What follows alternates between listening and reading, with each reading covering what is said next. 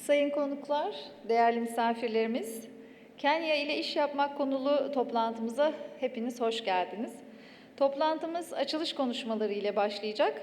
Kenya Büyükelçiliği'nin sunumu ve ardından soru-cevap bölümüyle sona erecek. Kayıt sırasında bazı sorularınız oldu. Covid önlemleri nedeniyle mikrofon dolaştıramadığımız için biz Sayın Müsteşarlığa, Büyükelçiliğe ulaştırdık sorularınızı. Sayın Müsteşar sunumunun sonunda sorulara yanıt verecek. Ama yine de öğrenmek istediğiniz, sormak istediğiniz hususlar olursa salonun size göre sağında bir mikrofonumuz var. Söz almak isterseniz sunum sonunda sorularınızı sorabilirsiniz. Şimdi konuşmalarını yapmak üzere odamız Yönetim Kurulu Üyesi Sayın Fettullah Yetik'i kürsüye davet ediyorum efendim.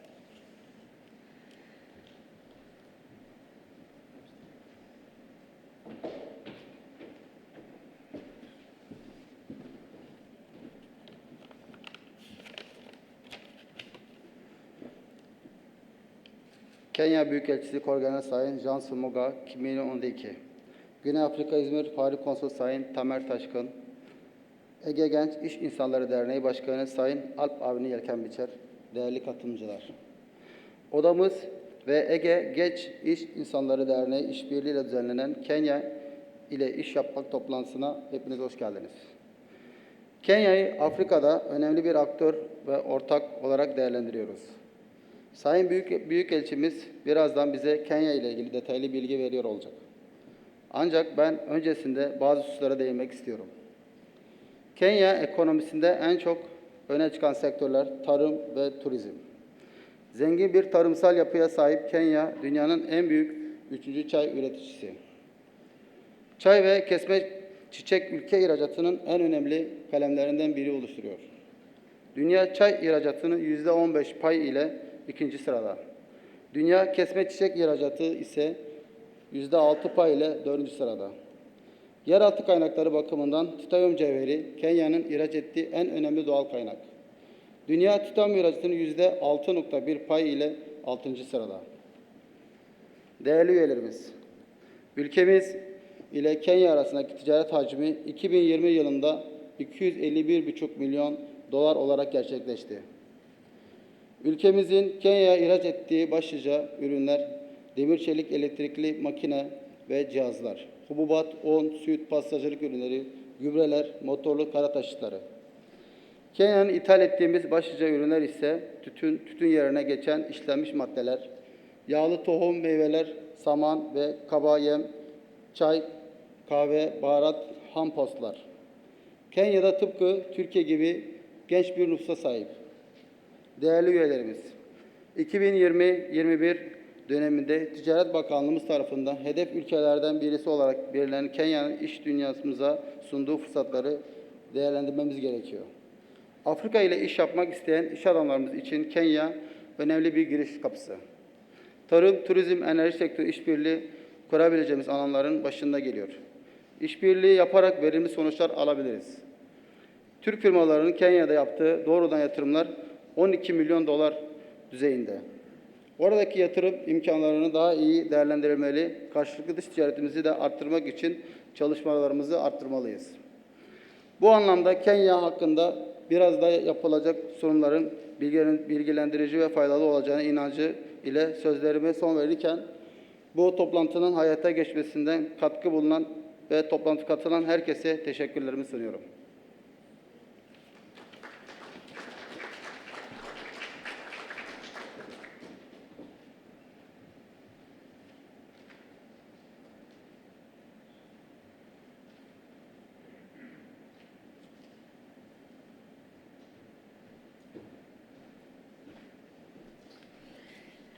Sayın Yetik'e teşekkür ediyoruz.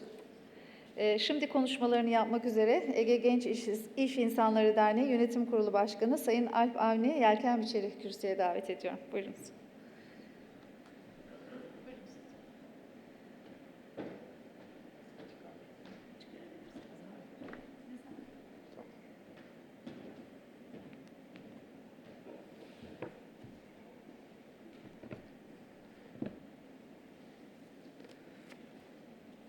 Your Excellency, Ambassador of Kenya, Dear Embassy of Undersecretary, dear Honorary Consul of South Africa, dear EGİAD and İzmir Chamber of Commerce members.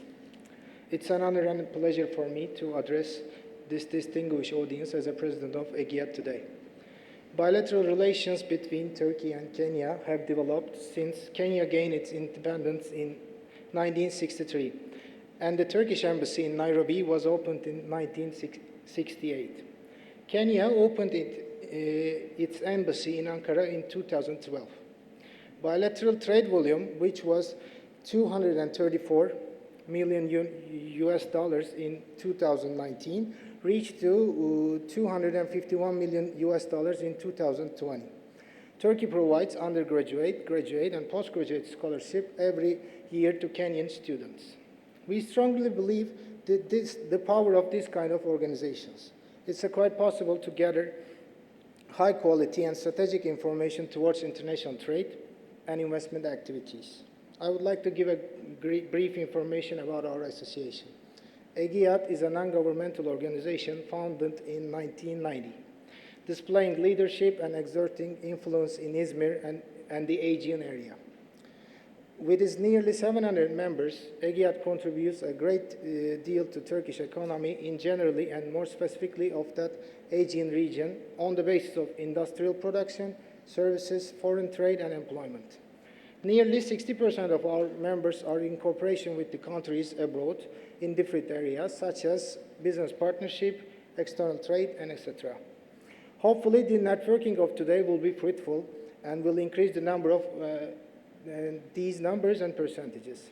In the members of portfolio, EGİAD has companies from agriculture and service sectors, including textile, clothing, food processing, machinery, construction, trade, automotive, electric and electronic, and iron steel industry. Taking part actively on every platform in any subject, our organization has been pioneering by stimulating its members for entrepreneurship in different sectors with its routine members and meetings and activities. EGİAD continuously appeals new members from different sectors and by combining them together in itself, help them to have exchange of ideas and economic agreements, to find out solutions for sectoral and macroeconomic problems, to create common attitude and progress and growth. EGİAD also being attentive to integrate and collaborate with other NGOs as well, especially at macro level with its activities, has been continuing to research and development works within the scope of the duties and responsibilities with the group of the committees and subcommittees at micro level. I would like to thank our International Relations Committee and Mr. Tamer Taşkın for their valuable efforts for this activity. Thank you very much.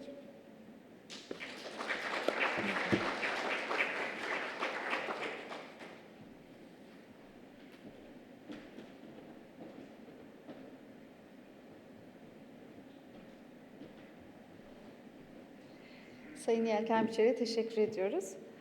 Konuşmalarını yapmak üzere Kenya Büyükelçisi Korgeneral Mogoa Ondieki'yi kürsüye davet ediyorum. Buyursunlar.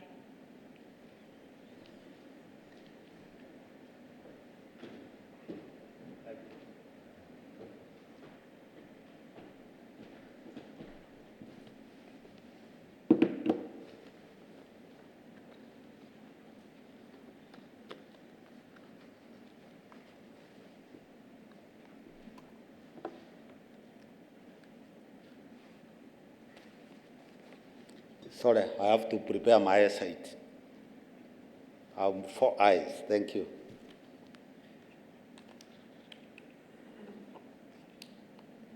The President or Chairman of the Chamber of Commerce, President of the Young Business Association, that EGİAD, the Honorary Consular for South Africa,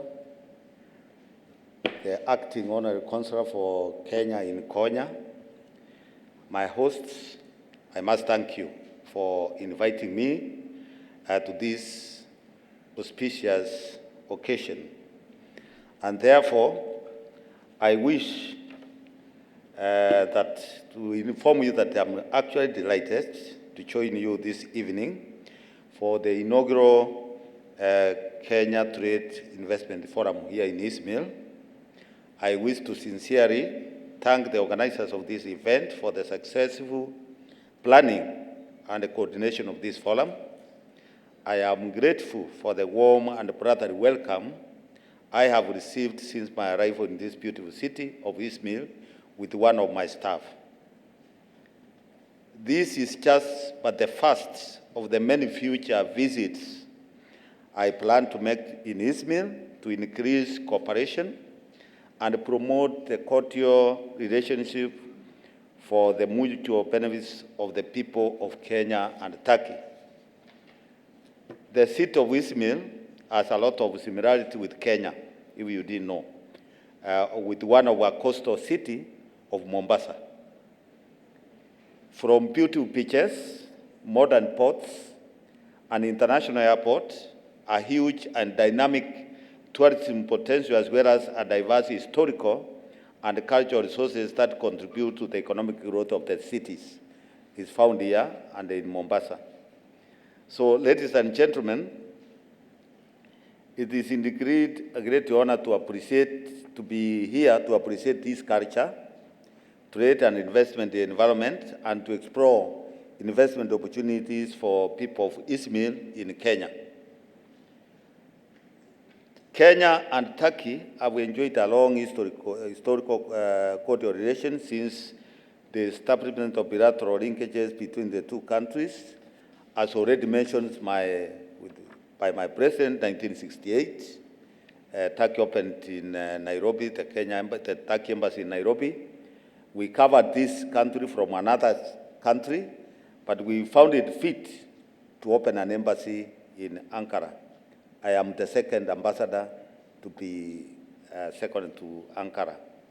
The two countries have continually maintained mutual friendship and have established various cooperation frameworks in political, economic, social, and cultural fields. The bilateral trade between Kenya and Turkey has experienced gradual growth over the last couple of years to reach, as he mentioned, but over $250 million by 2020. His figures were 2021, which are higher. Kenya main export to Turkey, as was mentioned by the chair of the chamber, still remains tea. Of course, we have tobacco, leather, petroleum oils, coffee, and vegetables, which are estimated to be about $23 million.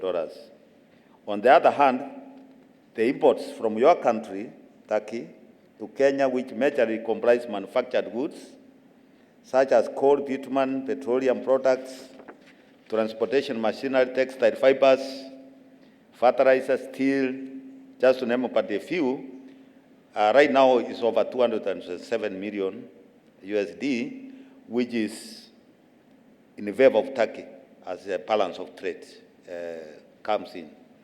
Despite the growth in trade volume, the balance of trade is however in favor of Turkey, and the two countries need to explore mechanisms to bridge the trade gap through various areas of cooperation.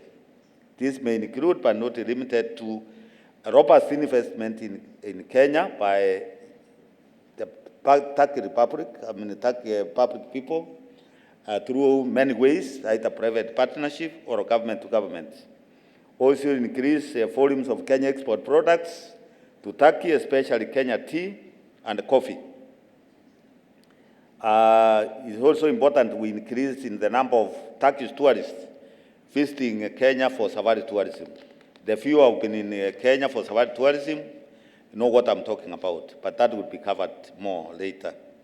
İzmir is known for its entrepreneurs and industries who have made significant investment and overall economic development, particularly in what I've seen from yesterday to today in İzmir. It is noted that the people of İzmir have not only invested in Turkey, but also internationally.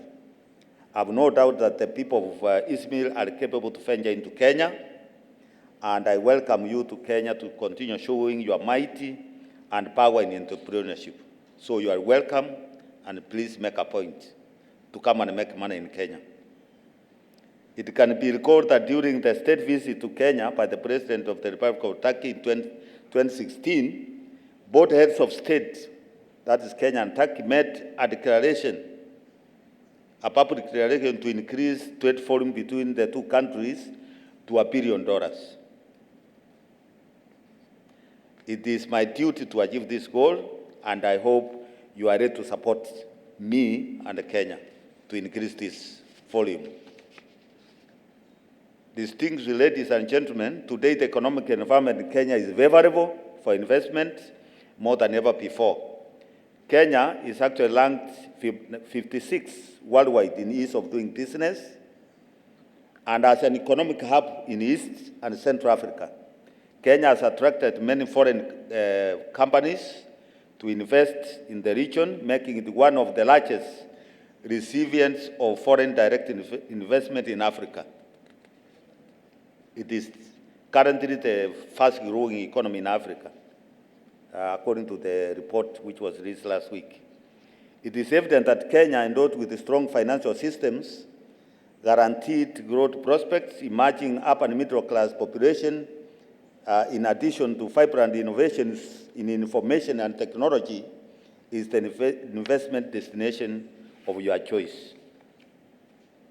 I wish to mention that our mobile money technology service, which is commonly known as M-Pesa, has won worldwide recognition and has been replicated in many countries with great success. Recently, Kenya discovered oil and gas deposits, and it is working towards exploiting to its fullest. So you are welcome to invest also in this field.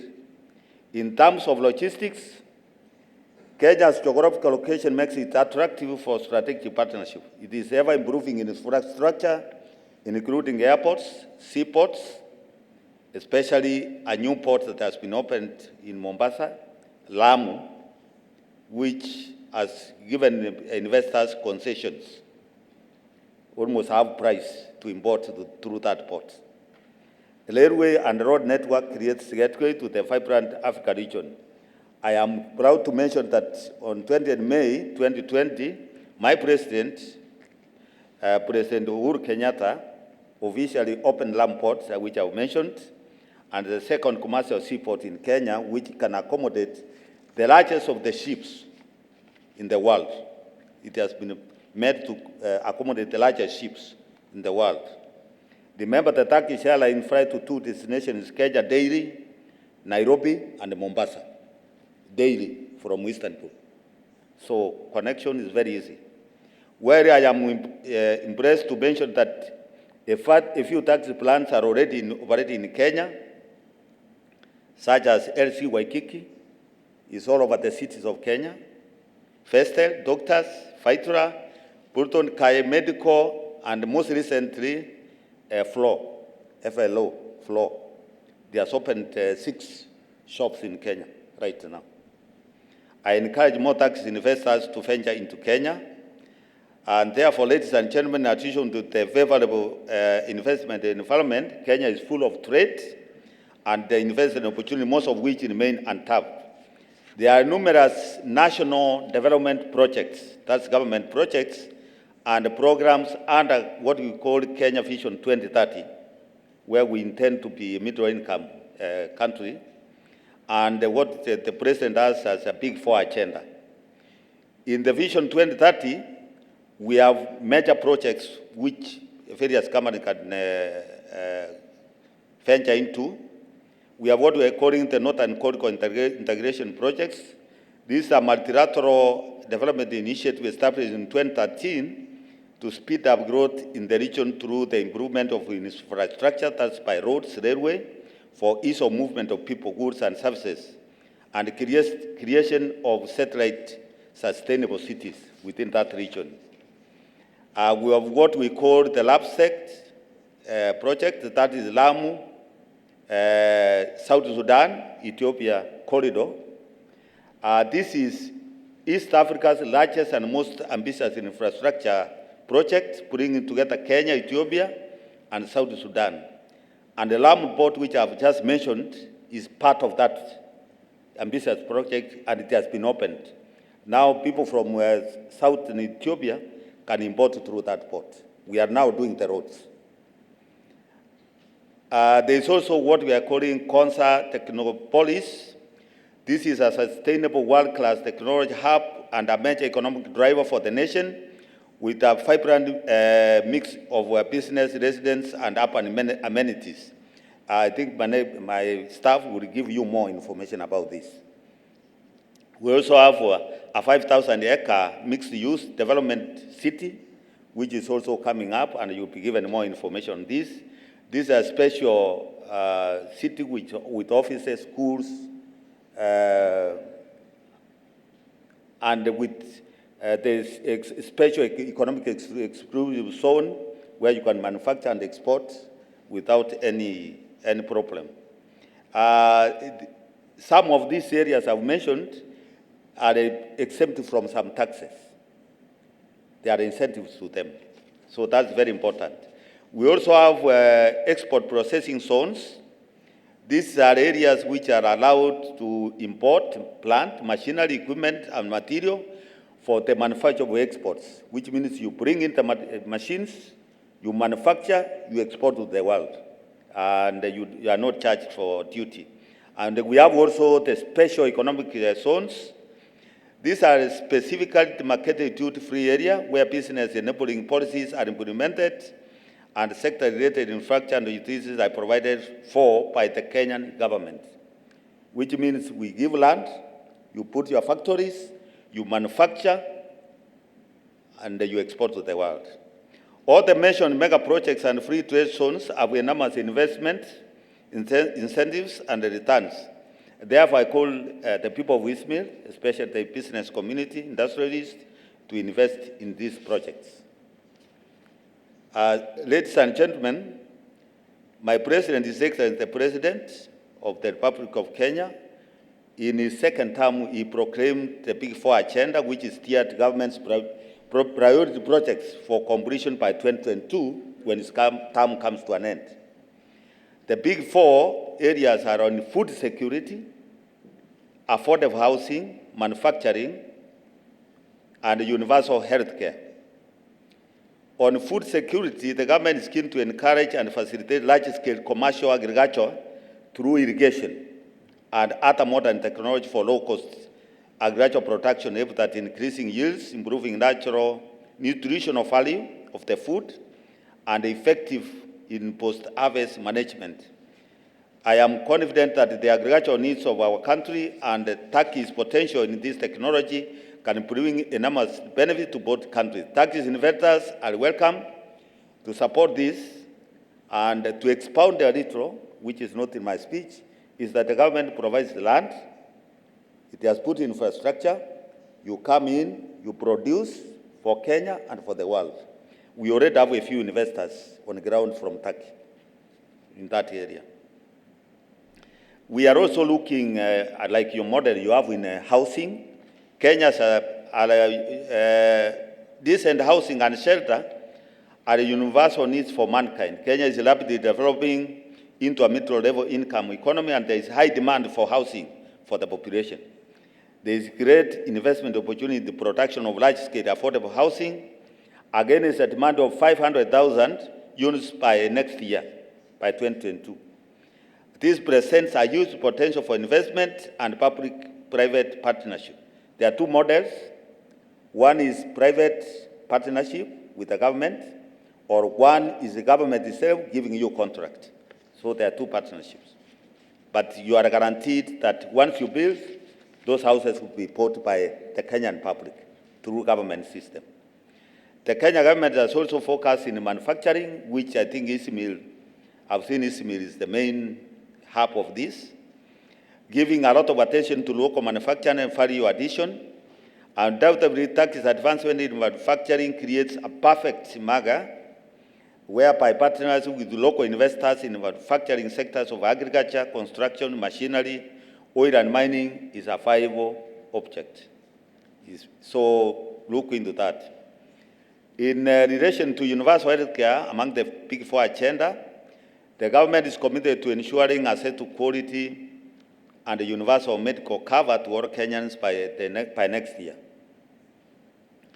The Turkish health experience as expert in pharmaceuticals and the production of surgical equipment is outstanding, currently according to us in the world. And therefore, tax investors are invited to invest in the construction and expansion of health facilities to accommodate the ever-increasing demand for this very essential service, which is also can go to, considering the huge capital requirement for these mega projects, my government is seeking and mobilizing resources from partners in both public, can be government to government, and the private sector through public-private partnership, which means build, operate, and transfer. Data, build, operate, and transfer, POT. So as to realize this agenda, I can confidently inform you that all these projects are in progress, and there is still room for you to invest and contribute to Kenya's development and make your business within Kenya. Therefore, ladies and gentlemen, investing in Kenya places you at an advantage position as far as market success is concerned. With your investment in Kenya, market is assured in the entire African continent, from the Horn to the East to Central and South Africa, bringing a market share of close to 500 million people. Notable, Kenya is signatory to a large and growing number of tax treaties and investment promotion and protection agreements, such as the Multilateral Trade System, ACP Cotonou Agreement. There is the African Growth and Opportunities Act, that's the American version. Additional, Kenya is a member of the East African Community, which has a population of over 250 million people, and a member of the Common Markets for East and Southern Africa, COMESA, with a population of over 450 million people, which allows exports from Kenya to enjoy preferential access to these markets and to world countries, and under a number of special access and duty reduction programs. More recently, the African Continent Free Trade Area, which we are calling AfTA, officially came to force, bringing together 53 countries of Africa. This means that investing in Kenya will offer you a footing into one of the largest economic blocks consisting of 1.2 million people and over $3 trillion in GDP. Finally, ladies and gentlemen, to conclude, allow me once again to thank you for inviting and welcoming me to Izmir. And therefore, on behalf of the government of Kenya, I wish to inform you that Kenya will continue to create an enabling environment which will secure your investments and attract more trade for the economic growth of our two countries. I affirm my readiness to engage more with you in promoting trade and investment between Kenya and Izmir for the benefits of the people of our two countries. I thank you for your kind attention. Asante Teshekura. God bless. Thank you.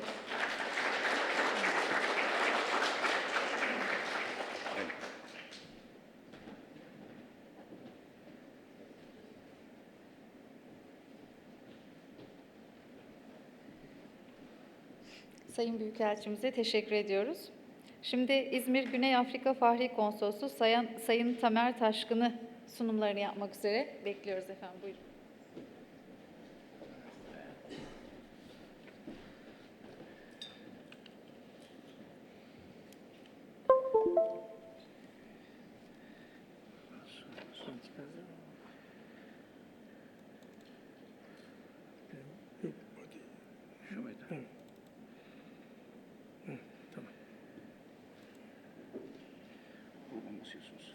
Pointer.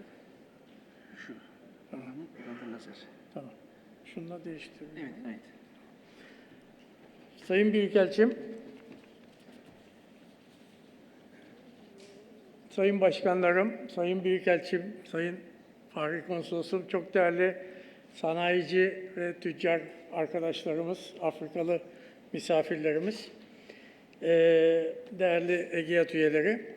Bugün çok değerli bir ülkenin Büyükelçisini ağırlıyoruz Ankara'dan. Kenya Büyükelçimizi ve Ticaret Ateşesi'ni. Hepimiz üretiyoruz. Satmak için yeni pazarlar arıyoruz. İhracat, ithalat ve yatırım hepimizin hedefi. Yani önce satacağız, partnerler bulacağız, pazarı öğreneceğiz, riskleri öğreneceğiz. Akabinde de nasıl orada üretiriz'i tartışacağız. Çünkü orada üretmek her zaman gümrüklerden kurtulmayı, pazardaki ücretlerdeki avantajları yaşamayı, komşulara satmayı şey yapıyor. Şimdi Afrika'yı ben anlatırken hep şuna bakıyorum. Ülkenin nüfusu, ithalat rakamları, ihracat rakamları ve komşuları. Doğu Afrika'yı anlatırken Kenya, Tanzanya ideal ülkeler. Batıda Gana, Fildişi sahili, Senegal ideal ülkeler. Aşağıda da Güney Afrika ideal ülkeler. Ve arkalarındaki ülkelerle de büyük potansiyel. Şimdi Kenya dediğimiz zaman arkasında Ruanda var, Uganda var, Burundi var, Sudan'ın güneyi var. Bir sürü ülke var. Böylece baktığımız zaman belki 50-60 milyon kendi nüfusu ama öbür ülkelerle beraber 150 milyon. Ve oradan da en son Afrika'da yapılan anlaşmayla beraber bütün Afrika'ya gümrüksüz ihracat yapabilme şansı. Amerika'ya da Afrika'da ürettiğiniz tekstil mamullerini gümrüksüz ve limitsiz, bizim hani en büyük derdimiz kotaydı, onsuz malları yollama avantajını yaşıyoruz. Şimdi toplam 180 milyon gibi bir nüfus var şeylerinde. Banka ve finans kuruluşları çok güçlü. Şimdi bizim büyükelçiliklerimiz Afrika'da büyük bir avantaj. Yani 40'ın üzerinde büyükelçiliğimiz açıldı.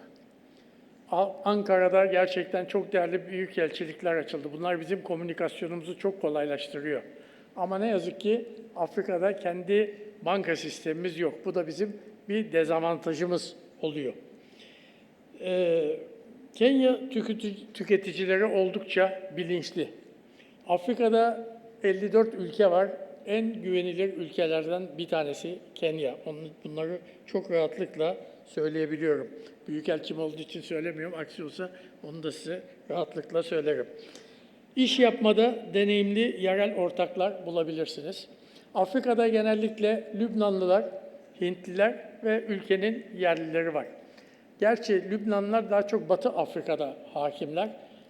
Kenya'da ve Doğu Afrika'da daha çok Hintliler var.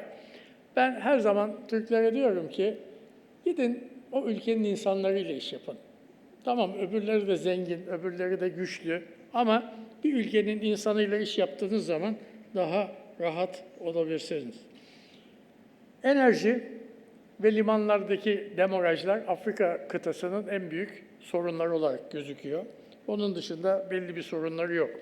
Demin Büyükelçimin de dediği gibi, biz hani Afrika denince Big Five diyoruz. Onlar Big Four diyerek 4 tane, bundan şu andaki Cumhurbaşkanları çok değerli bir insan, Uhuru Kenyatta, 4 tane hedef koymuş. Bunlar sağlık, ilaç, hastane yatırımları, ülkenin bizde de son yıllardaki en önemli yatırımlarımız.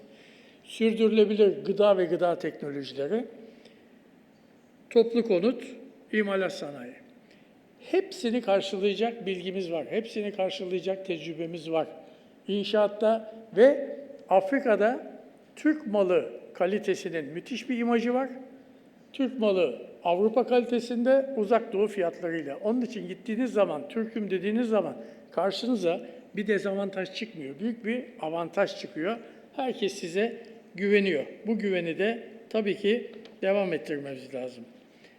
Dediğim gibi şimdi tabii ki gideceğiz, pazarı öğreneceğiz, rakiplerimizi öğreneceğiz, temsilci bulacağız. Ben diyorum ki önce seyahat etmeyi arkadaşlar hedefinize koyacaksınız. Seyahat yok, seyahat gideri gider değildir, yatırımdır. Bizim sloganımız bu.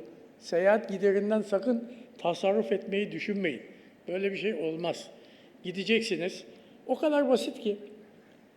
Tabii bir devletle iş yapma var. Toplu konut yapacaksınız, liman yapacaksınız, demiryolu yapacaksınız. Tabii bunlar devletle olan ilişkiler. Ama kendimizin özel işini yapacağınız zaman bütün Afrika ülkelerine gidin.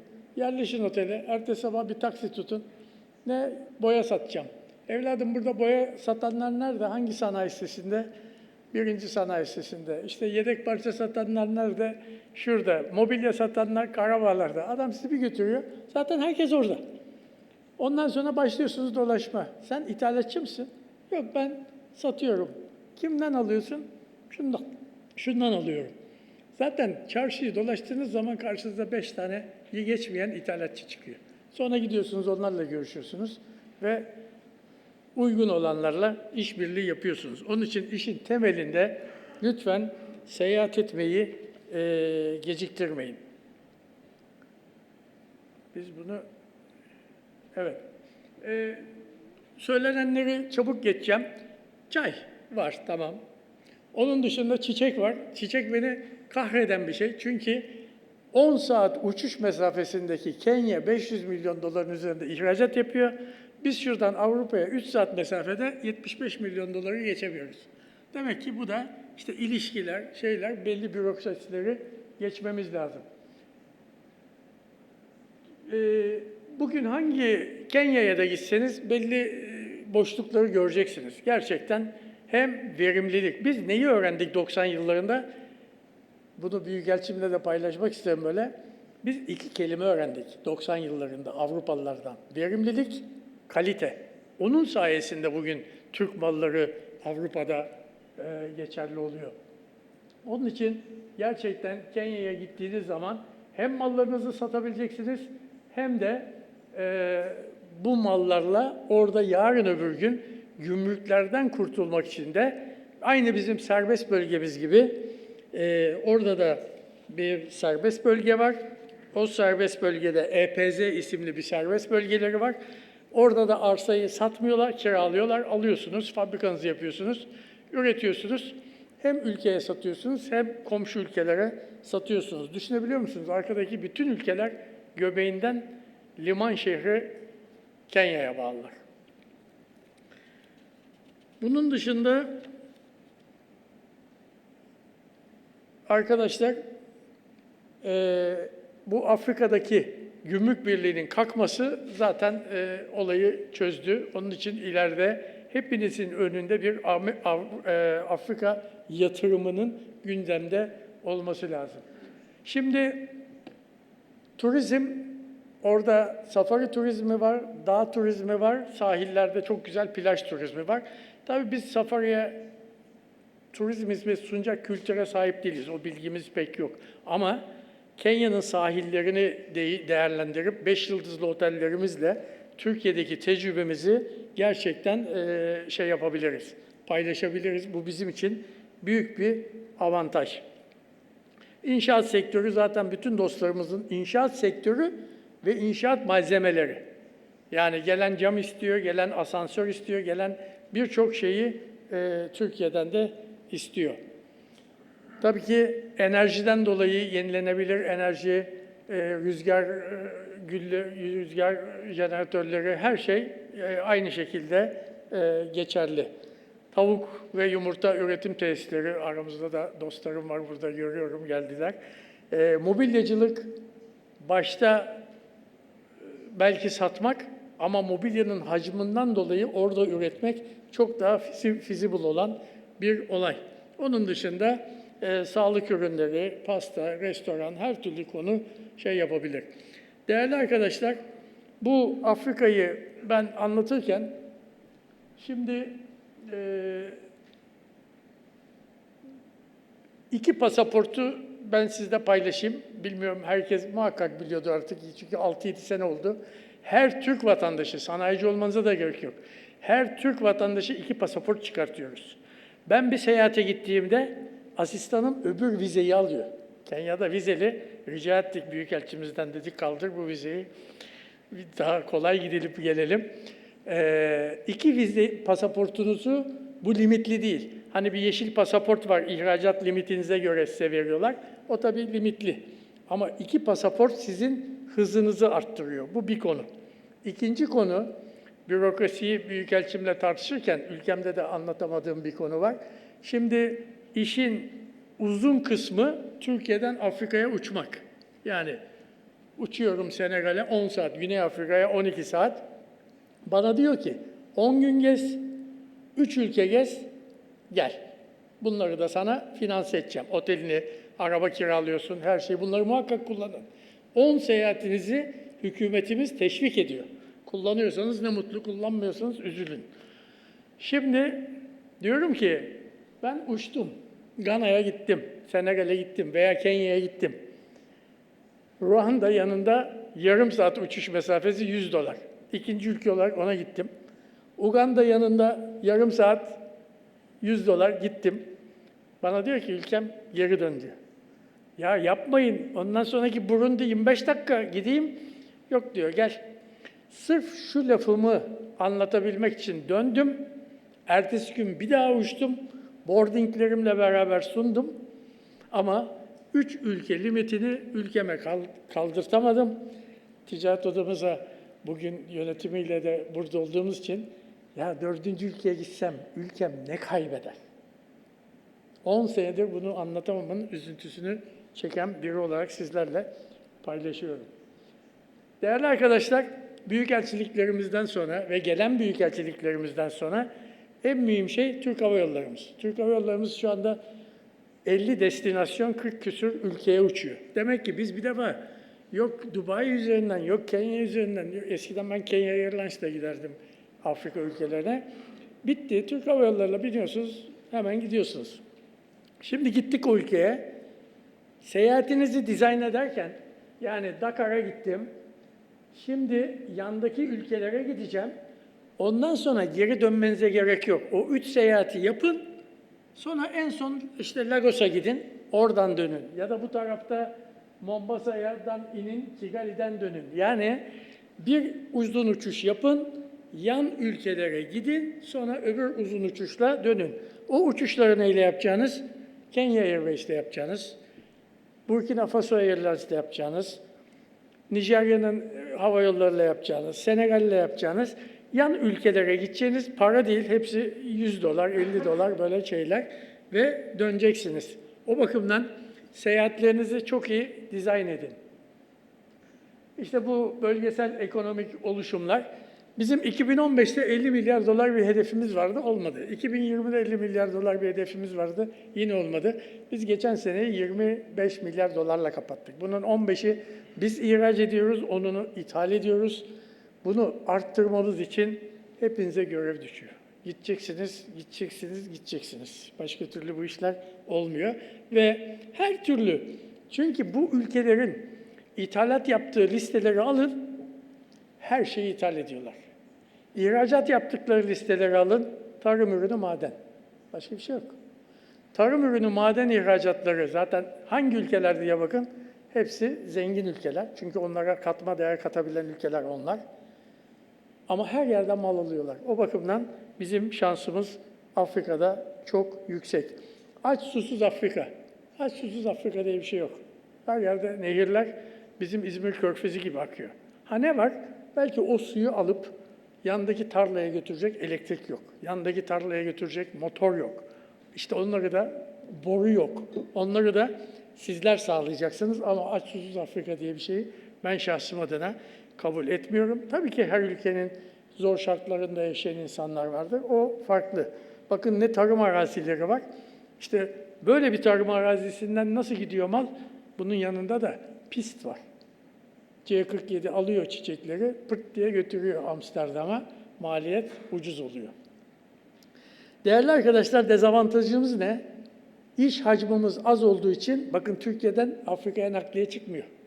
Benim malım Batı Afrika'ya gidecekse, İspanya'ya, İtalya'ya bilmem nereye gidiyor. Öbür tarafa gidecekse Suudi Arabistan'a, başka yerlere gidiyor ve oralardan dağılıyor. Demek ki hacmimiz artsın ki direkt gemi seferleri çıkıp süremiz kısalsın. Hem de maliyetimiz düşsün. O bakımdan nakliye hacmi çok önemli bir hacim. Şimdi bir de yine dostlarıma hemen gözle hitap edeyim. Burası Kilimanjaro. Kilimanjaro yani Tanzanya'nın bizim Ağrı Dağımız. Şimdi aç susuz Afrika'da Ağrı Dağı'nın dibinde bir süpermarketi gösteriyorum size. Raflarına bakın. Burası Kilimanjaro Dağı'nın dibindeki köydeki süpermarket. Bu süpermarkete gidip mal satacağınız zaman İstanbul'da Migros'a, Kipa'ya nereyse bir mal satacağımız zaman nereye gidiyoruz? Merkezi satın almasına gidiyoruz. Bu zincirlerin çoğu Güney Afrika zinciri.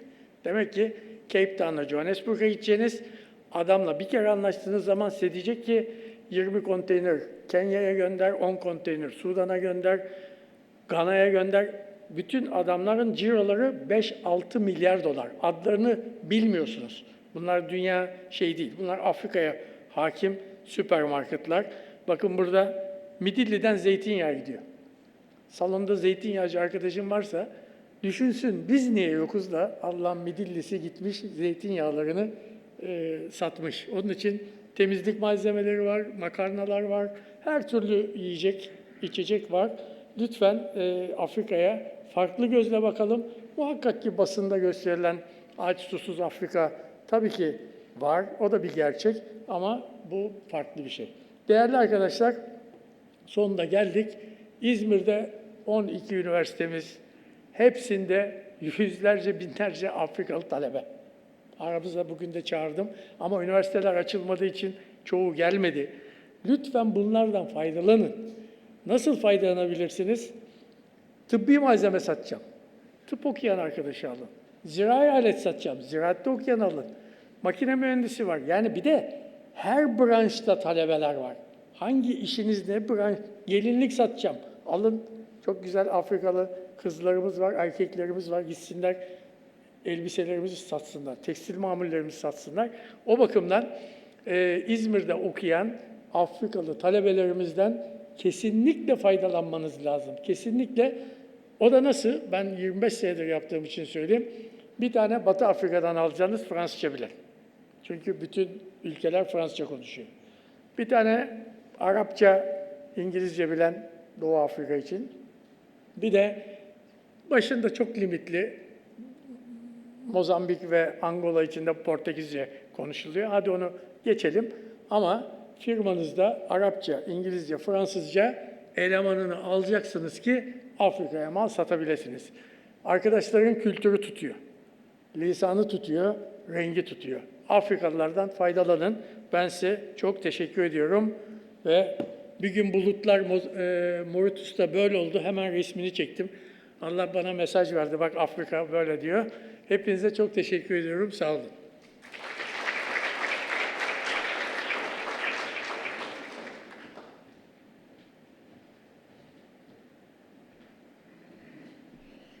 Sayın Tamer Taşkın'a çok teşekkür ediyoruz. Şimdi Büyükelçiliğin sunumunu yapmak üzere Kenya Büyükelçiliği Müsteşarı Sayın Shelmith W davet etmek istiyorum.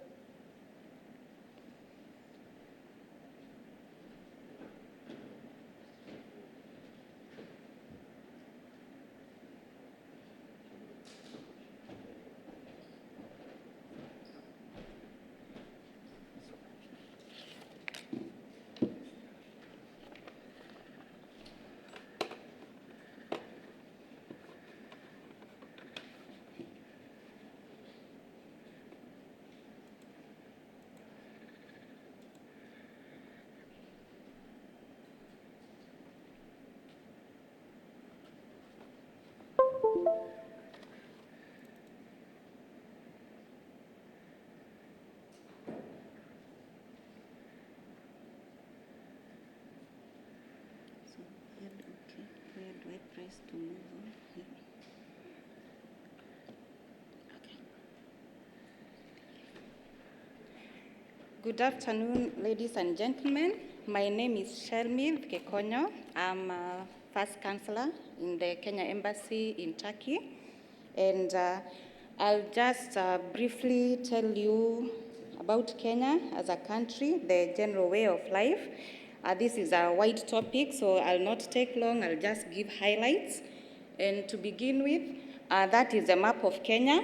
You can see it is as beautiful as its people. And I want to say that Kenya is a diverse and vibrant country. We have, it is home to more than 50 ethnic groups. By this I mean there are people who speak different languages. Unlike Turkey, where you all speak the same language, in Kenya we speak different languages and we have different cultures. So there are some few facts that are just some quick facts that I would just want you to appreciate. The official language is the Republic of Kenya. Our capital is in Nairobi. There are two official languages, that is Kiswahili and English. Those are the official business languages. That is our area in square miles. You can see it's almost, Turkey is almost like 3 times bigger. Our currency is Kenya shillings. We have a presidential republic, that is the form of our government. I'm sure most of us know that our president is His Excellency Uhuru Muigai Kenyatta.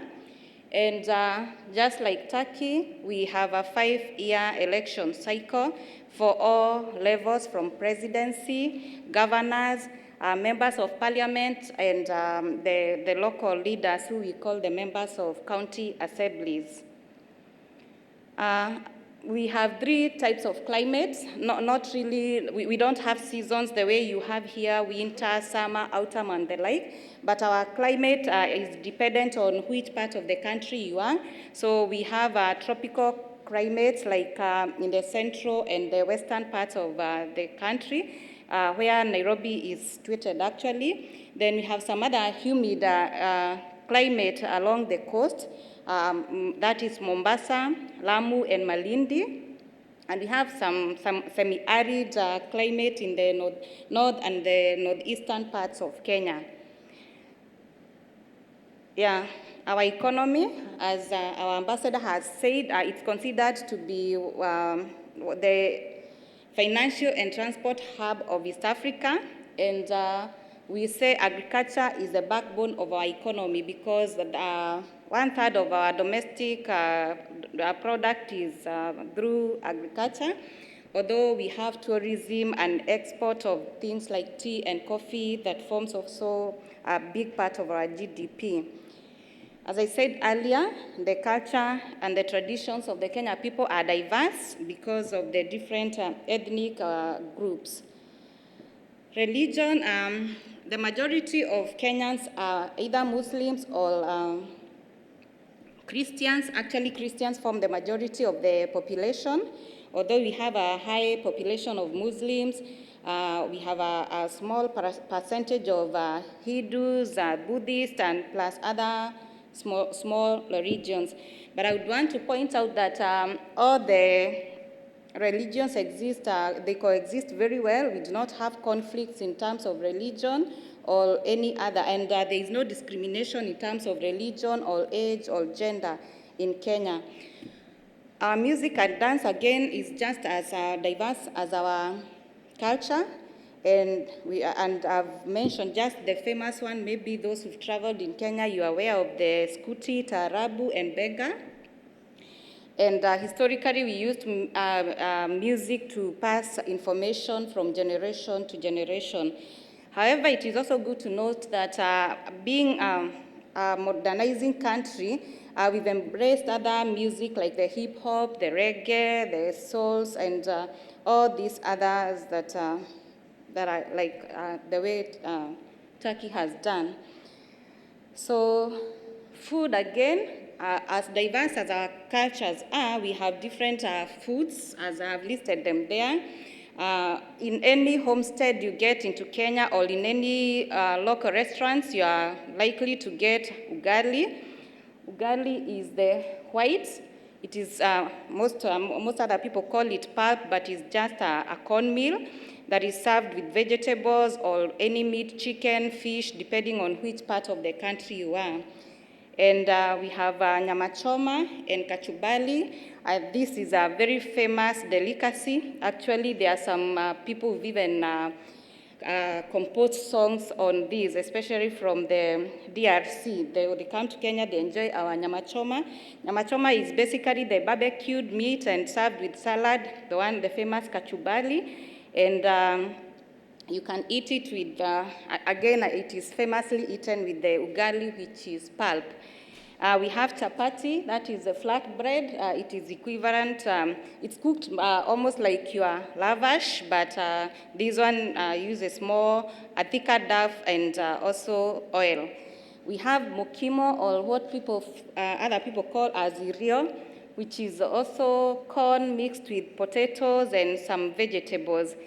However, it's also good to note that because we are a developing country, we are being modernized in a way. So when you're in Kenya, in almost every part of the country, you're going to find these other fast foods like the French fries, the burgers, pizzas, and all these. Most of the food shops you find here, the Burger King, Domino's, KFC, you can find them easily in any part of the country. Plus also we have other international cuisines. You'll find the Chinese restaurant, Japanese restaurant, the Thai restaurants in almost every other city. Plus we also have these other international hotels like the Movenpick, the Sheratons, Radisson Blues. I'm sure you have them here. So any other cuisine that you may like, you can easily get it in Kenya. Our education system, it's good to appreciate that we have a literacy rate of about 81.52%. And in 2017, we were ranked by the World Economic Forum as having the best education system in Africa. So, and education is mandatory for all the school-going children, and there is almost 100% transition from primary to secondary. So, and the medium of learning is English, and we have Kenyan universities and vocational training offering different courses. So our education system is diverse, and it makes Kenyans very employable or marketable in the job market. And it is good to appreciate that you are able, due to the fact that they speak English and other languages like French, German, Spanish are also taught in our Kenyan schools, though they are optional. It is very easy for the Kenyan population to fit in the job market. So if you want to set shop in Kenya, you are sure you can always get competent employees. We also have other curriculums available in case you want to set business and settle with your family. There is the IGCSE, the American system, and the German schools. You can find them in most major parts of the country. And we also have our universities admitting international students, so that should not worry you. In terms of internet connectivity, again, Kenya boasts of one of the fastest and reliable internet in Africa. We were ranked 72nd in the Global Connectivity Index. So you can run your businesses very comfortably, even remotely, because we have internet in almost all the corners of the country. Our fiber, there are several countries providing the fiber optic connectivity, so whichever part of the country you choose to set your business, you can always connect to the outside world. We have our infrastructure is growing very fast. We have extensive road connectivity, actually connecting the entire country. I don't think there is any single county right now in Kenya that is not connected by road network. We also have ports, as the ambassador had mentioned. We have Mombasa, Lamu, and we also have very big dry ports. The one that we have 4. We have one in Naivasha, in a town called Naivasha, another one in Mombasa. We have in Kisumu, and we have Eldoret and Embakasi in Nairobi. So, well, they are in different places. So, anytime you want to do your business and you want to ship your goods, you are assured that you'll not have problems with transport. And of course, most of these places also have very big go-downs, so you can always have warehouses for your businesses. So those are just parts of the infrastructure, especially the road construction. For those who are in road construction industry, there are so many roads that are being constructed right now. As the ambassador had said, we had very old roads that were during the colonial time. So we are trying to improve our road networks, some that are going up to neighboring countries of Tanzania, Uganda, Sudan, South Sudan, so that if you want to ship your goods and you make Nairobi your hub, you are able to penetrate into different parts of Africa. Again, the LAPSET corridor, the ambassador had explained about that, so I'll not go deep into it. We also have passenger and cargo trains. So there are some people who actually ship their cargo from the port of Mombasa to different parts of the country and even to neighboring countries. Again, we have 5 major international airports, and we have other numerous airstrips in case you'd want to travel and do businesses. Even if your business is not in the capital city, you're able to move from Nairobi to other major towns using the local flights. And again, they also connect passengers within the country and abroad or in other countries. In terms of energy infrastructure, we are trying to we are at 60% of the usage of renewable energy, and most of our renewable energy comes from hydropower. And in 2019, we opened the largest wind power plant in Africa in Lake Turkana. The aim of the country is to reach 100% green energy. Of course, as the previous speaker said, energy becomes a very huge cost when it comes to manufacturing and industry, and that is why as a country we are trying to achieve this 100% green energy. Other sources of power include the wind energy, solar, geothermal, and small hydro and biomass energies. So I've given pictures of some of these are actually in Kenya. These are different power or energy production plants in Kenya. So for those of you who want to invest in the energy sector, you have an idea of what to expect, and you can think of what you'd be interested in. And of course, the ambassador had mentioned that we recently discovered oil, and the government wants to partner in the exploitation of the same. Kenya is also affiliated or a member of several regional economic blocs. I don't think I want to go into the details of this because the ambassador had mentioned, but I want you to appreciate the population of the people you'd be reaching should you want to set your shop in Kenya. Because, for example, the EAC, you are likely to have a client base of around 60 million people and a combined GDP of 220.8 billion. COMESA, again, that has 21 African states with 560 million people and a combined GDP of 768 billion USD. And the Africa Continental Free Trade Area, right now there are only 31 countries that have ratified, but it is hoped that the 54 countries will ratify soon.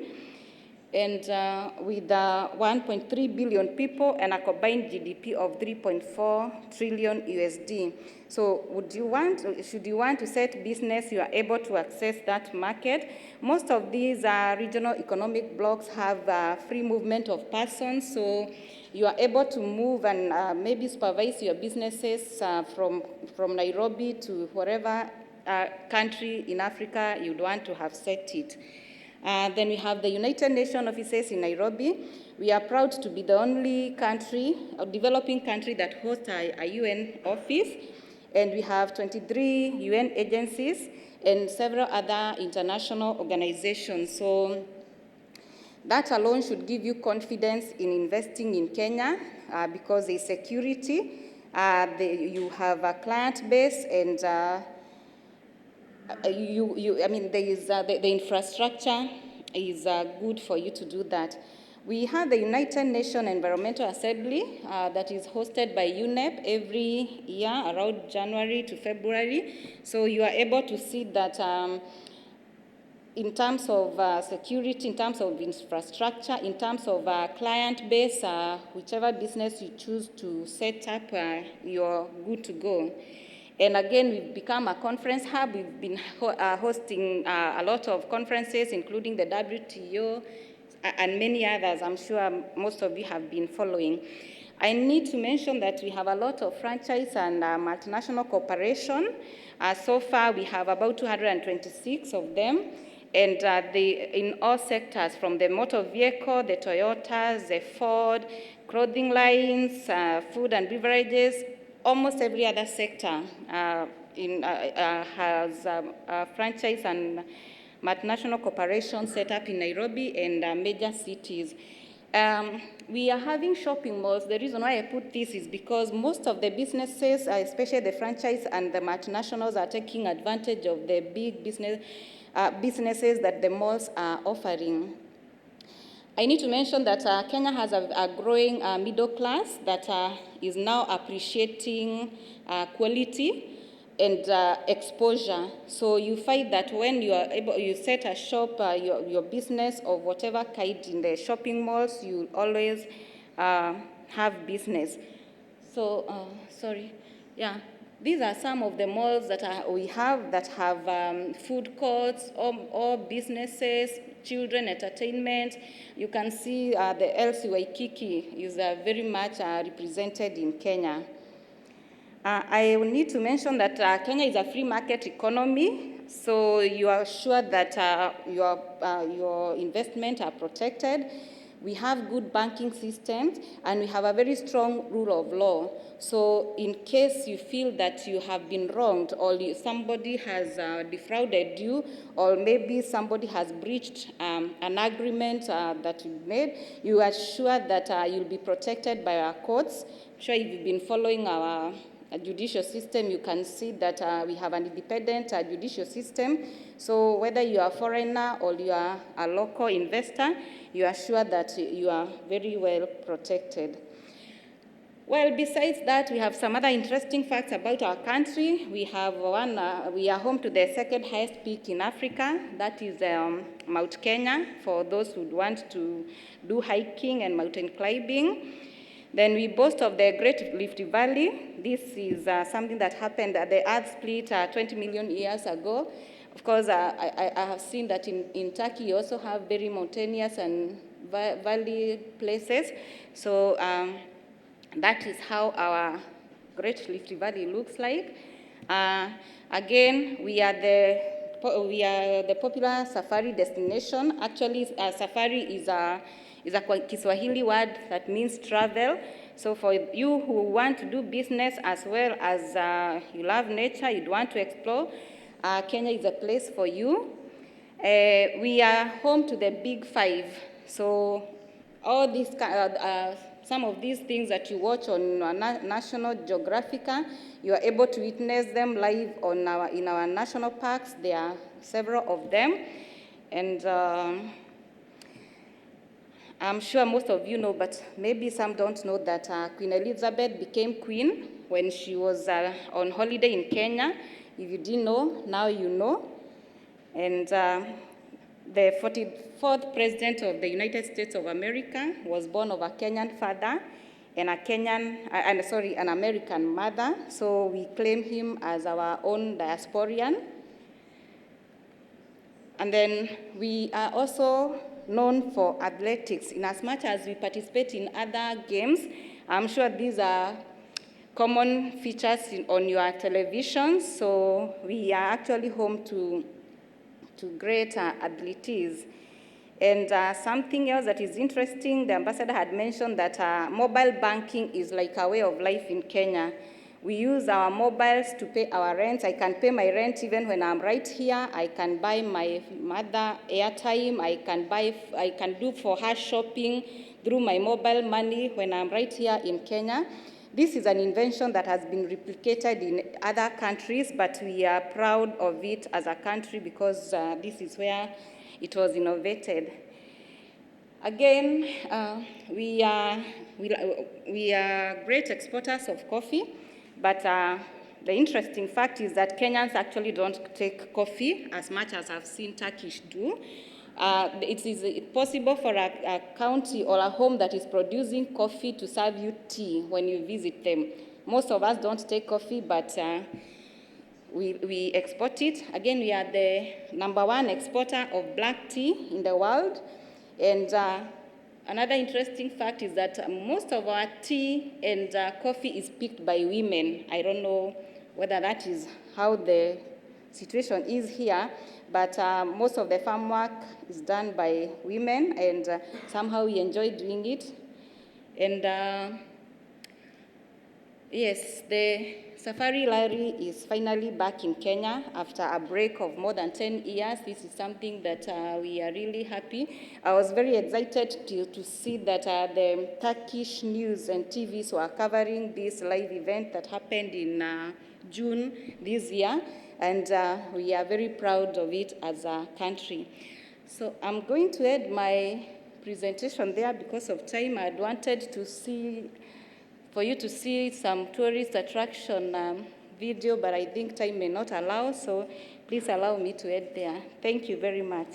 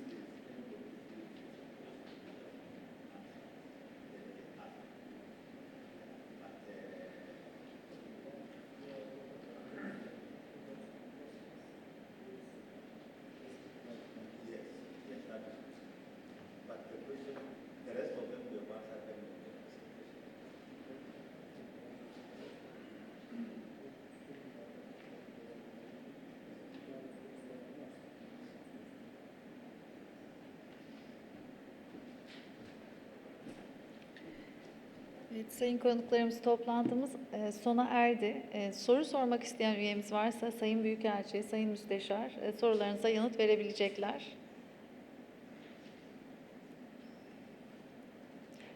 Mikrofonu eğer sesinizi duyurabileceğinizi düşünüyorsanız lütfen buyurun.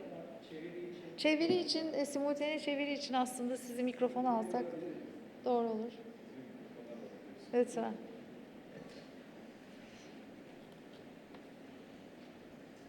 Kolay gelsin. Teşekkür ederim. Bu soruyu gerçi biz kayıt yaptırırken yollamıştım ama sanıyorum... Kendilerine iletildi sorularımız. O zaman sunumda yanıtladıklarını düşünüyorlar tamam. Birçok soruyu. Bu konut projeleriyle ilgili ya da yapı malzemeleriyle alakalı bir soru olacak.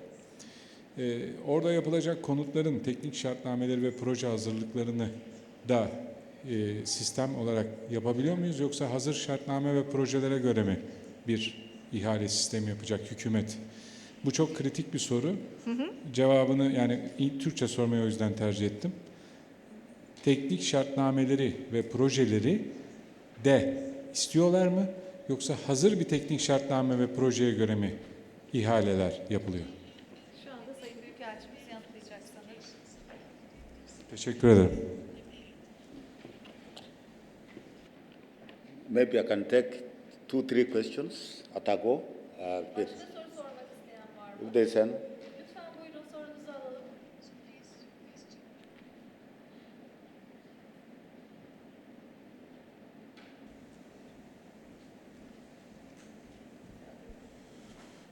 Merhabalar, Tamer Tuna, Esen Plastik İhracat Müdürüyüm. İşin garip tarafı 5 gün önce benim Kenya'dan misafirlerim vardı. Çok da isabet oldu Büyükelçinin ve sizin sayenizde böyle bir organizasyona katılmak. Her verilen bilgiler için teşekkür ederim. Belki de onlar kaçırdı, hani yanlış anlaşılmasın. Buradaki katılımcılar için faydalı olacağını düşündüğüm birkaç tane bilgi paylaşmak istiyorum. Gelen arkadaşlardan edindiğim bilgiler doğrultusunda Kenya'nın şöyle bir avantajı var. Doğu Afrika'dan gelen bütün nakliye yolları sayesinde bir kapıdır Afrika için. 2. Konuşulan Swahili dili sadece Kenya'da konuşulan bir dil değildir. Aynı zamanda Tanzanya, Uganda bu tür ülkelerde ortak bir dildir. Bunu arkadaşlar belki de belirtmeye kaçırmış olabilirler. Üçüncüsü, COMESA dediğimiz Common Market, Eastern and Southern Africa, diğer ülkelerle vergisiz ticareti de mümkün kılıyor. Bir de belki de önemli olan bizim için, burada katılanlar için şu bilgi olabilir. Mesela bir Türk şirketi oraya gittiği zaman bir şirket kaç gün içinde kuruluyor? Bu bilgiler yok. Maaş, ortalama maaş konusunda bir seviye belirtmediler. Bunlar bizim için önemlidir. Yani yatırımcı olarak. Benim sormak istediğim soru şudur. Zaten dediğim gibi misafirlerim de oldu. Bayağı bilgi paylaşımı da yaptık kendileriyle. Şimdi genelde biz borucu olarak DSİ ile çalışıyoruz ve yurt dışında ihracata yönelik çalışıyoruz. Anladığım kadarıyla Kenya'da DSİ gibi çalışan 7 tane su kurumu var. Bunların bir tanesi mesela Atiwater. Bunlarla alakalı bilgi kaynakları sınırlı. Yani bu tür bilgilere nasıl ulaşabiliriz? Ve ülke için planlanan yatırım programları, bunların montanları, çünkü gelişen bir ülke mutlaka Tamer Bey'in dediği gibi boru da çok isteniyor. Hani konutun yanında. Su verdiğin zaman da o suyu da geri alman lazım. Dolayısıyla böyle bir ihtiyaç var. Biz bunu fark ettik. Ama ulaşabildiğimiz bilgiler sınırlı. Bu konuda biraz destek istiyorum. Teşekkür ederim. Sağ olun. Lütfen buyurun. Sayın Büyükelçi bekliyor. O yüzden biraz acele edelim. I will take 3. Son iki sorumuz Merhabalar. vardı. Tavsan Dış Ticaret, Orçun Uzunoğlu. Tavukçuluk sektöründe ekipman üretimi yapıyoruz. Özellikle Avrupalı ırk üreticilerden damızlık konusunda Kenya'da yatırım haberlerimiz var. Bunlara projeler ürettik. Yakında devreye alınacak. Tabii bu damızlık ırkların daha sonra pazardaki sofralık yumurta ve broiler etine yönelik ihtiyaçlar olacak, yatırım ihtiyaçları. Bunlar için devletin bir teşvik planı var mı? Türkiye'de uzun zaman, yani yaklaşık 10 yıllık bir süre İPAD kapsamında broiler yatırımlarına teşvikler yapıldı, yumurtaya teşvikler yapıldı ve şu anda Türkiye pazarında yumurta ve et fiyatları çok uyguna geldi. Bu tarz yatırımlar Kenya'da düşünülüyor mu? Teşekkür ederim. Merhaba, Serhat Bilgili ben. 2010'dan beri Kenya'da iş yapıyorum. Orada bir şirketim de var. Sayın Büyükelçime şeyi sormak istiyorum. Çinli firmaların haricindeki firmalara uygulanan iş çalışanların iş izin belgeleri, permanent residence için veya yatırımcı belgesini almak için uygulanan fiyatlar farklı. Acaba Kenya hükümetinin bu ikilemi kaldırmak gibi bir düşüncesi var mı?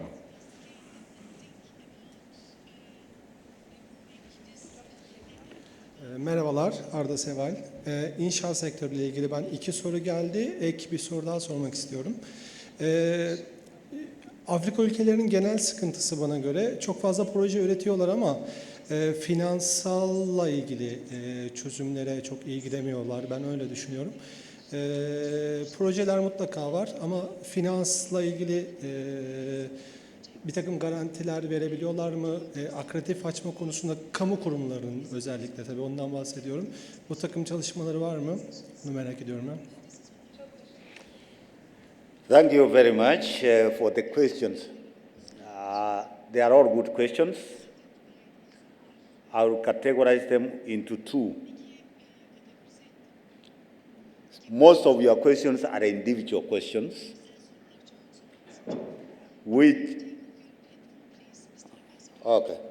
most of the questions are individual questions, which are looking at individual achievements and which can be answered individually in a separate forum. But first of all, let me start with the housing, which was the first question. I said we have two types of housing. We have the government-to-government housing, where the Turkish government agrees with the Kenyan government. The Turkish government says, I will finance, and therefore they agree who will do that work. Then they would come with the design and agree with the Kenya government, which is the design that is desirable for that area.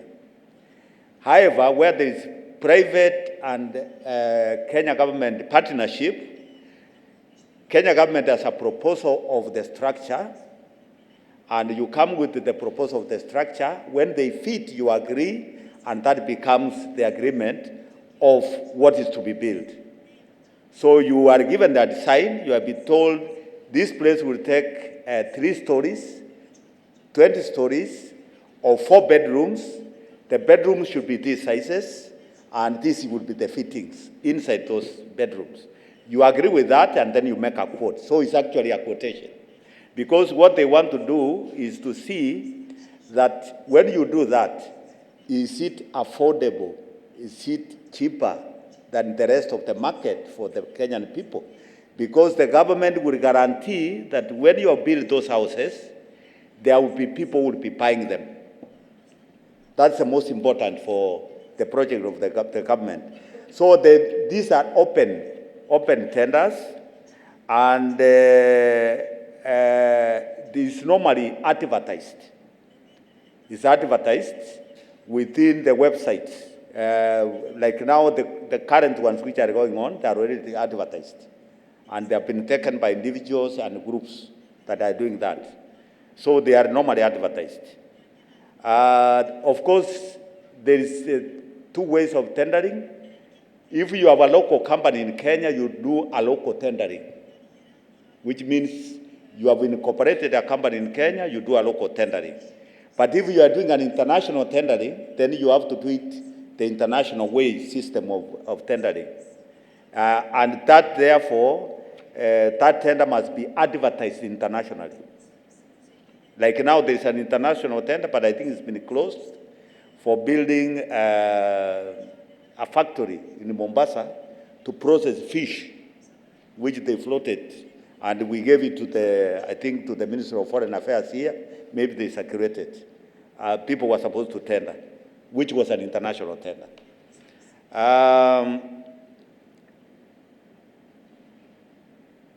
Good comment from my friend who said there's information he got from Kenyans who came here about the language Swahili. Just to add, it is not only Uganda, Kenya, Tanzania, but it's spoken in South Sudan, Eastern DRC, Zambia. You go down to Tanzania is the main, up to South Africa. Even most of those countries have made that language now compulsory in schools. And that is almost the half of Africa. And the most spoken languages in Africa are 2, Arabic. I'm saying most spoken, meaning a majority of the people are Arabic because of the northern part, and Swahili, which now Africa is trying to make become the language of the region. You talked about Turkish company want to do registration. Registration in Kenya these days is done online. You enter online, you do it online. If it is business name, first of all, business name, you can get it in a day. But to register a company, because there are documents, if you have all the documents, within a month you have your company. If you have all the documents. So there are documents and you have followed the law, which means there are companies which must be registered with the local partners, where it says 30% of the local partner. So you can get it within a month. These days it's very fast because everything is done online. You don't go to any office. You do it online and you get the result online. And therefore, it does not matter whether it's a local company or an international company. But you know, for international company, there will be extra requirement of documents. That's what can delay you in the registration. Average salary in Kenya, salary is, I can say, low, because we make it per hour, maybe something like, I can't tell you exactly, but it depends on the skill that you have. But those manual without skill, without any skill, there will be something like $130 per month. You can imagine, very little. So that would be the minimum, 130 and 50, depending on the skill. But as the salary goes up, according to the skill of the person. So that's about salary. One of you talks about the water system. The way Kenya is organized, we have two layers of government. We have the national government and we have county governments, but in one government, the whole of it. County governments are like what you have as provinces, but in Kenya they are managed through, I can call it parliamentary system, where there is a governor who is elected, and there is an assembly, local assembly, where they pass laws and also allocate money for specific projects. And then there is a national government which also does projects. And therefore, what the Kenya government has done is all region is divided several on how water is controlled. He talked about Kewasco. He talked about Nairobi at River water, which controls. So all these are like boards, like groupings together who manage water resource within a particular geographical area. And all this is online.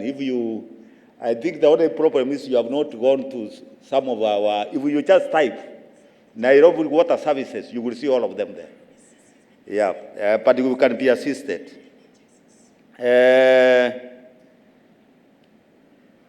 I don't know what you wanted to say about incentives.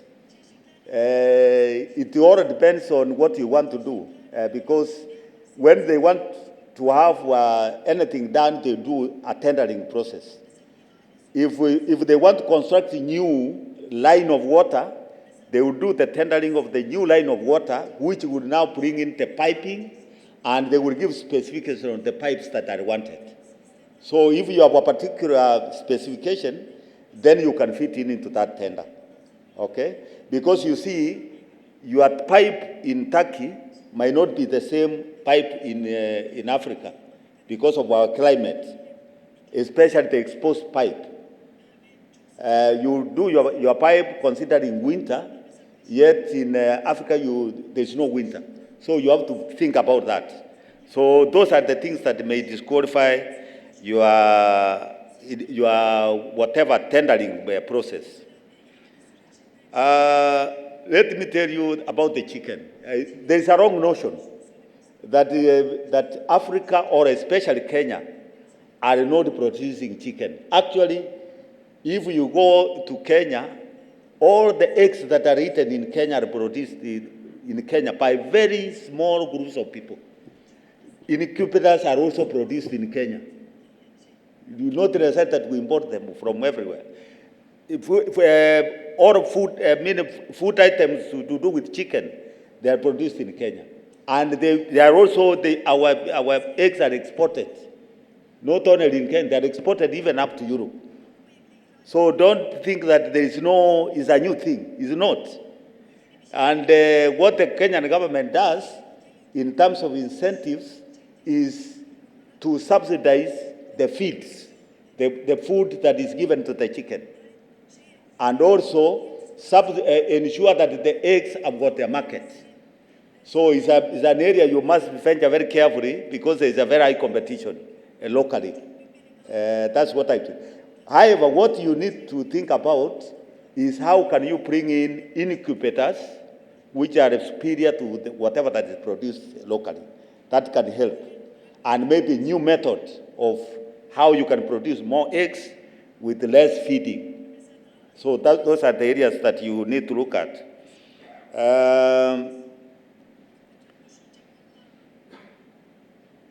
Chinese companies, I don't know whether you meant that there are many Chinese companies and there are no Turkish companies. Is that was the question? Yeah. I was talking about work permit fees. Or permit fees. What I know is that you may have had a problem because maybe you wanted to register your company as international. No, I'm a local Kenyan company.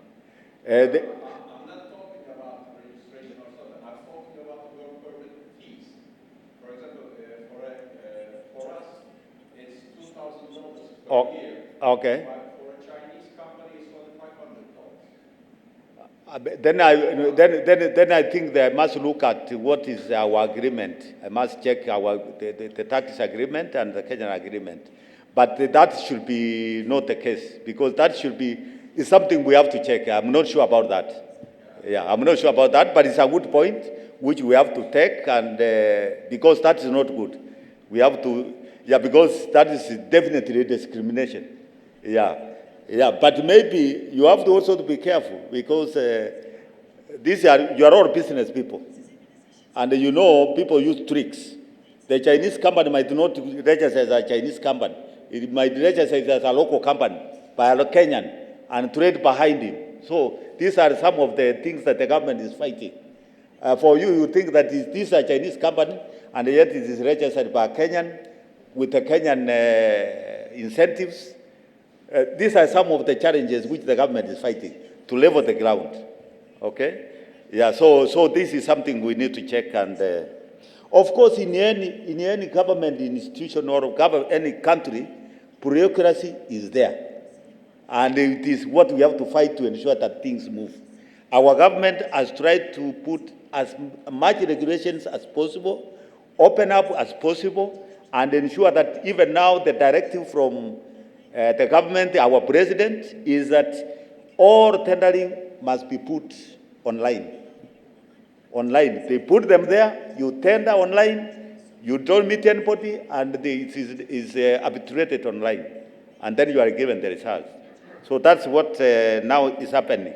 I think we will give you the link for investment opportunities, which we are calling Kenya Invest. It has got a link which can show you all the projects we have talked about, how to tender for them, what is the approximated values, and all that is there. And when would they be advertised is also in the web. Most of our services in Kenya are online, not papers as before. Most of them are online. Okay? But I must give the last person who asked about projects. Yes, projects are there. In Africa, if you want to get to do a project, majority of it don't expect that you do a project and get paid because there are so many projects and the financing is less. And because we don't have any Chinese here, I can tell you for that, for free. Because we don't have, or we have one, we don't have. What they do, a project is given on a tender. They say, this is the project I want to tender. I want to tender like this, and I have money here to finance it. You get it? I have money here. So let's negotiate at the cost of the money. Because that's what Africa is looking for. Come with the money. Come with the project is here. We want to do the project, but we don't have enough money. Now for the Turkish companies, you have a challenge because you want to do the project and get paid, but there's no money. So that becomes a challenge. So you have to also to see how your Exim Bank can support you, how your government can support you to have that money, how you can source funds from other sources. Because what I should say also, the taxes, business people and the constructors and everything, you are very slow. Me, I talk always candidly. Sometimes I forget I'm a diplomat. You are very slow in taking risk. Very slow in taking risk. Chinese will come, fail today, fail tomorrow, fail 5 times. The 6th time you will get a project which will pay all what he has failed. You will, the first day you will fear not to do. Second day you will fear not to do. The third day you will fear not to do. Therefore, the people are doing tendering, they will say you cannot do it. That is the point, and it's a serious one. So think about it. Okay, I think I will conclude there and say, Teshekura, thank you very much. God bless you. I'm pleased with Izmir. I think it's going to be my second home. Thank you.